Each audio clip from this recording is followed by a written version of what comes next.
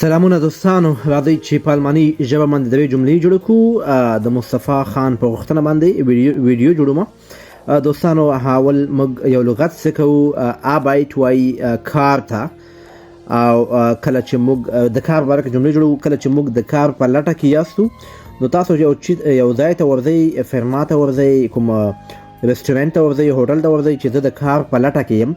زه د کار په لټه کې یم دغه جمله په الماني ژبه باندې داسې وایو: Ich suche Arbeit.